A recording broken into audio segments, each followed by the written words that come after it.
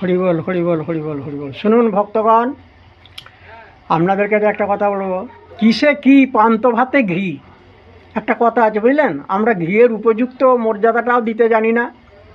আর একটা উত্তম বস্তু আছে, সেটা হচ্ছে কিনা মধু। ভগবানের প্রেম ভক্তির উপমা দিতে গেলে আমরা এই ঘি আর মধু দুটোর উপমা দিয়ে থাকি। দুটোই উত্তম বস্তু বটে, কিন্তু ধরুন মধুটা আপনি শুধুই একটু চেটে খেয়ে নিতে পারবেন। ঘিটা কিন্তু কোনো কিছুর সঙ্গে, ভাত কিংবা মুড়ির সঙ্গে না মাখিয়ে খেলে সেটা আপনি খেতে পারবেন না। কেন বলছি?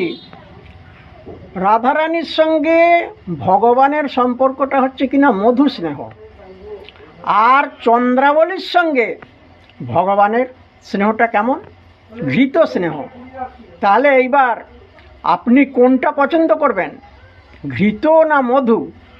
এবার ঘৃতর দাম অনেক বেশি, মধুর দাম অত নয়, কিন্তু ভগবানের প্রেমের বাজারে, ভালোবাসার বাজারে, ভক্তির বাজারে মধুটারই আদর বেশি।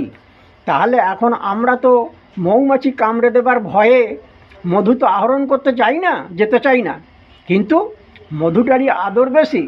তাহলে কোন পথেতে গেলে আমরা সেই মধুটা তাড়াতাড়ি আহরণ করতে পারবো, সেটাই আপনারা ভাবনা চিন্তা করে দেখবেন।